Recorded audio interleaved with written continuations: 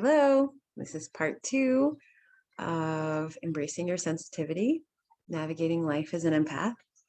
And we're going to be diving into what it is to feel your feelings. So, first, I want to share a couple things I've been thinking about and processing through as I'm going through creating this content and diving into this subject in more detail. And I'm just noticing there are so many layers to this topic, to the experience of being an empath. And it's not linear as well. So I want to be clear that what I'm sharing, I'm kind of chunking them out into segments.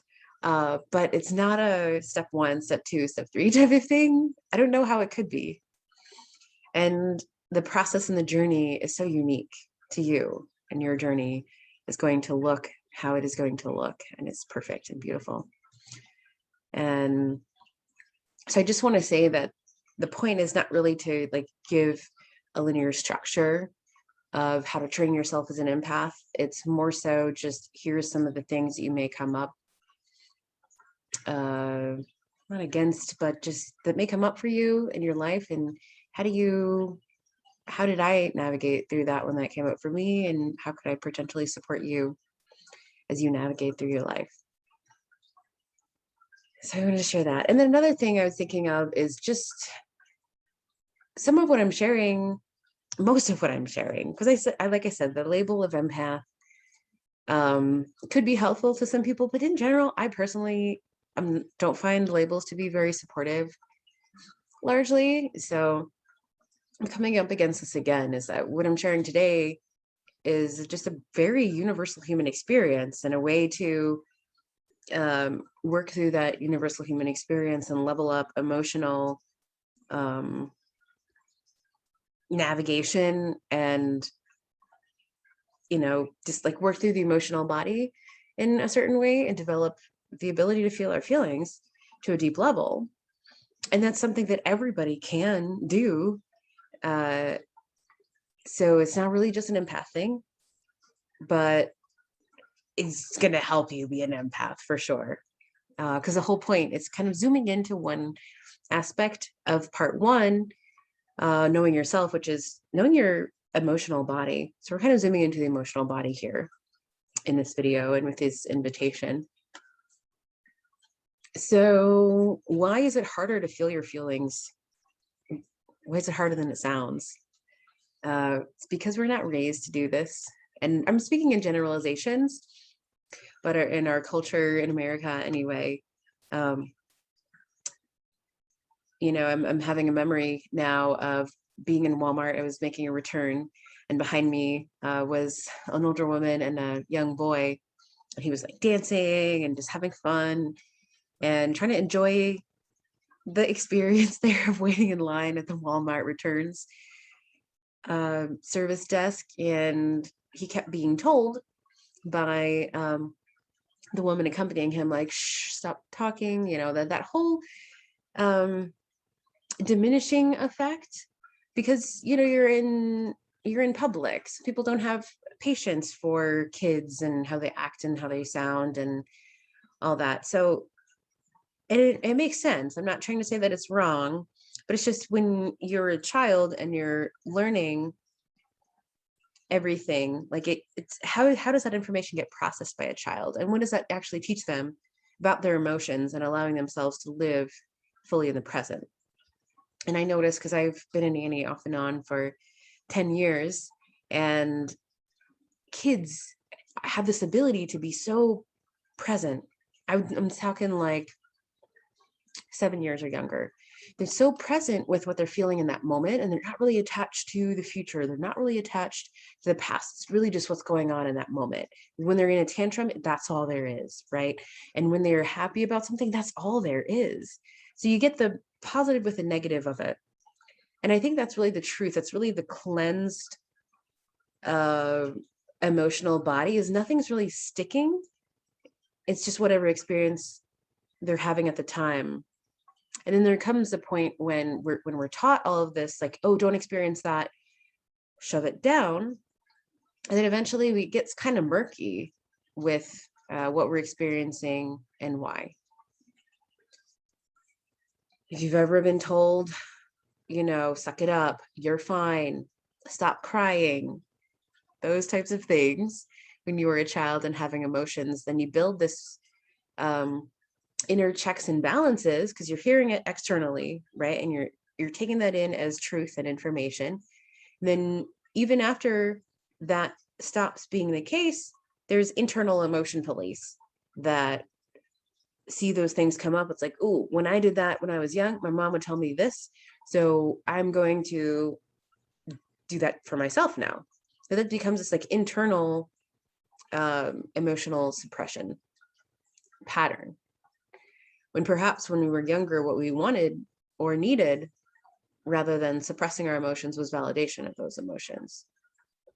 And so if that was the case of how we were raised, we can go through this process of relearning that. And so that's a little bit of what I'm going to be talking about here. And the good news is that life is a playground that brings up scenarios for us to encounter and interact with that shows us all of this within ourselves, as it's just by design that what we're experiencing in life is there to teach us and to mirror those things within ourselves. So yay, it's so exciting. Every day is a new chance to learn more about yourself, about others, about life. It's just amazing. I love it. So one of the ones we probably would see most often, I'm basically looking for situations in which you find yourself usually triggered by another person. And then what I mean by triggered is you're having an interaction and you have a reaction to something that happens where you feel a certain way. And that could be anger. I would say anger is a good one to dive into because it's really common and it's usually there on the surface. So it's a good one to dive into because in my experience, it's not the root. We have other emotions beneath, and then anger is the one that protects those. Anger is the protector of the deeper emotions that are really tender and hard to feel, in my experience. So let's say you're in a situation and you're treated in a way, or someone says something and you feel angry as a result of that. Being conscious with that and connecting with that, there's a couple different ways you could do it. One through silence, and a second way through movement. So I'm going to go through the silence first. That's really just, what does it mean to feel that anger? So allowing yourself to feel that anger is really sitting with it and accepting it. And to be clear, that doesn't mean projecting it and arguing with someone else and projecting your anger toward others. Because if you do that, so if you get angry and you project that anger toward others, you're not actually owning that anger. You're using it as a weapon against someone else.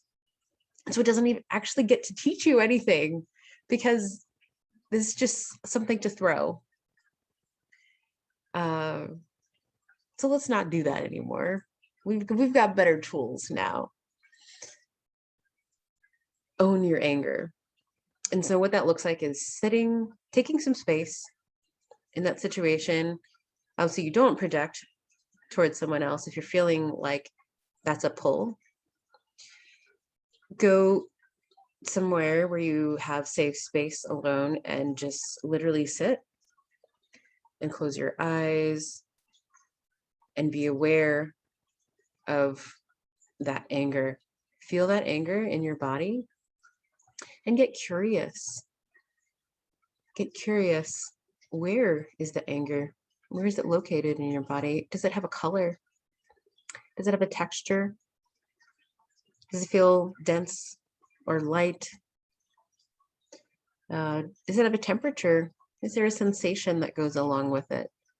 Can you see it and stay with it and remain in acceptance outside of judgment toward it? Not There's no right or wrong answers with the experience of what that feels like either. Just really sitting with that and just having an acceptance of it, and no need to do anything about it, just really being present with it. Is that allows us to heal the repression of anger that is large in our society. So like, what would it be like to be able to allow our anger to be there and not make it wrong and not have to suppress it and repress it? And to be clear, really sitting with the anger, there can be a temptation to just be in your mind, and in your mind playing over, they said this and that makes me so angry and that reminds me of this time, and it's just like really connecting to thought streams, not really connecting to the emotion and the felt sense of what's going on in the emotional body. It's really just this circular thinking. So that's not really what I'm talking about when I'm saying feel your feelings. So just watch out for that. And if you feel that, then it's just like when you're in meditation and you just allow the thoughts to pass, like you notice that you're thinking again, you notice you're doing that thing again that you always do, think, and then you just allow yourself to let go of that and go back into your body and that emotion, wherever that is for you. And you may notice as you continue to do that, things transform. So the experience that you had of your anger looks different. Things shift. So notice as things shift over time as you're sitting with that. Maybe you're noticing as you sit with that anger, you're really noticing fear. You're really noticing fear. And then do the same thing. Sit with that fear. It's like, oh, great, there's fear here. So then sit with that and do the same thing. Where is it? What is it like? Can you sit with it? Can you give non-judgmental awareness toward it? Allowing the thoughts to come and go, not attaching to them, not circulating them. Then what shifts from there? What's below that fear? That type of thing. And you may notice underneath all of that, there could be hurt, sadness, wounding, trauma, and all that type of stuff that can be more difficult for some to address right away. So anger is there protecting those tender bits.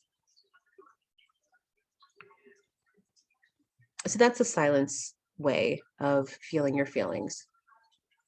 And some people resonate more with movement, or, maybe trusting yourself in that moment to figure out what feels most supportive to you. So if you were to connect to movement in that time, that would look like noticing what your inclination is. So if you feel angry and you feel a desire, like this energy coming up within you, and you just you find yourself like pacing back and forth, that's great. Allow it. Allow yourself to pace, because perhaps there's something within you that knows that's what you need to move that through you. And I also want to be clear that when you're moving, I invite you to not do it with the intention to get rid of, because that actually is a judgmental way to do it. If you were to have non-judgmental awareness, you're just like making space for it. You're really just allowing it to be there and really tuning into your body and what your body is wanting as it interacts with that. You know how that feels like a little bit different than just like, oh, I'm going to get rid of my anger by pacing back and forth. Because the point is not to get rid of. It's really just to acknowledge and be with and be present with and feel what that is there. You notice how that feels a little bit different, right? So let me look at these notes real quick. Yeah, pacing. And it may be pacing, it may be running. We need to run. We need to punch a pillow. Of course, finding a safe space, and with whatever you're choosing to do, it's something that is not toward another person. Again, we're owning that anger. We're not projecting it toward anyone. Could look like punching a pillow. Could look like shaking, dancing, jumping. Anything that is not directed toward anyone else, and anything that is safe for you to do. as you don't want to be injuring yourself, obviously, as you're doing this. And there's plenty of ways out there. You could look into somatic energy release. That's something that has been helpful, ways to move energy through your body and to really get present with things so they don't build up and get backed up within us. I think it's just really beautiful that along our life, through our life in this journey, every day we have interactions that are showing us, mirroring for us what's going on within. And we can use that as an opportunity to dive in and get more clear with ourselves, or we can use as an opportunity to push back and blame. Because there's this other pattern that I've seen of not taking ownership for your feelings, and it goes like this. You make me so angry. You make me so ... fill in the blank here. And what I'm really seeing about that now is that really true? Is it really true that someone else makes you feel some type of way? Are other people responsible for how you feel? Really? Is that really true?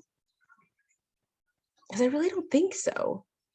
I think that's really, in my opinion, you giving your power away to someone else, that they can control how you feel and how you react. And it's actually so untrue. Sure, people can say or do things that trigger us. That's us being triggered by the situation. They're not making us feel that. And by saying that they are making me feel a certain way, I'm actually giving my power away to them. You see that too? And I'm holding myself back from being in control and being in my power. And I'm also holding myself back from being in the driver's seat of my own life. And it's just one way in which that pattern of projection, maybe a little bit of victim in there, it's like handing over our power. That's just one way in which that can show up. So if you find yourself ever saying this, so notice that, it's a great opportunity to dive in. Like, ooh, maybe I'm not taking responsibility for what I'm feeling. And what would that look like if I did? If I'm really saying, you make me feel so angry, I'm feeling anger, and I can own that. And then go back to those earlier steps of either sitting in silence with that feeling or moving with that feeling.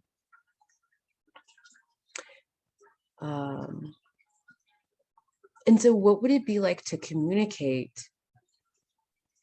So instead of saying, so I'm saying, don't say you make me so blank. So what do you say instead?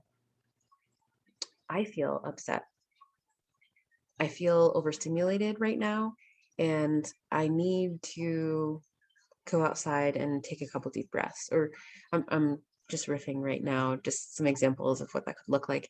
I'm feeling triggered and I need a moment of space. Or I'm going to go to the restroom for a couple moments and just get myself together because I'm feeling pretty anxious right now.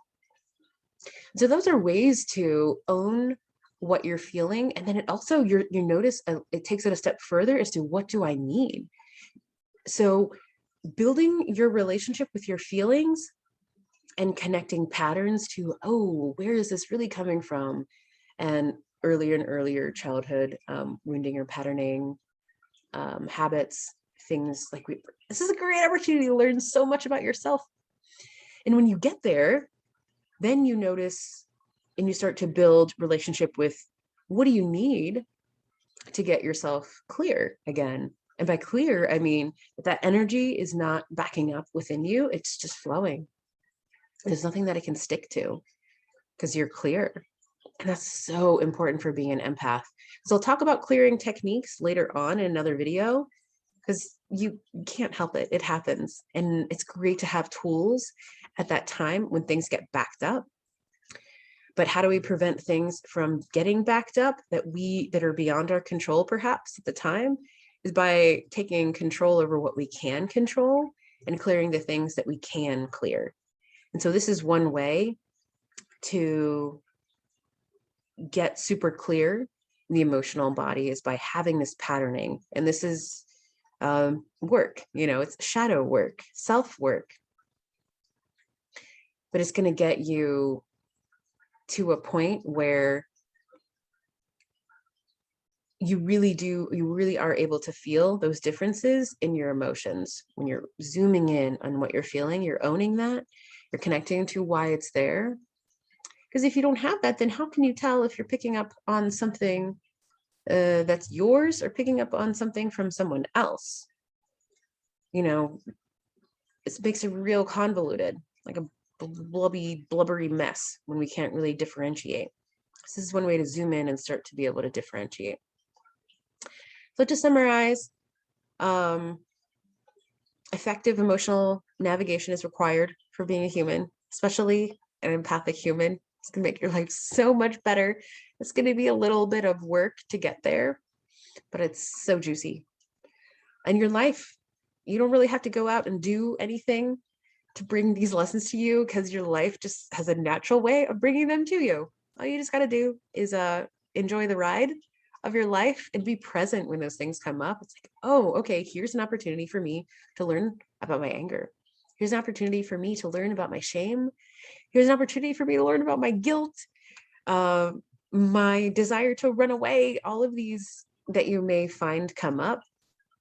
It's your opportunity to get intimate with them and build this patterning of clearing, more ownership of what you're feeling and less projecting, and more self-clarity and communication around what you need in those moments as well. And that's all I have for right now. And I look forward to seeing you in the next part of the video.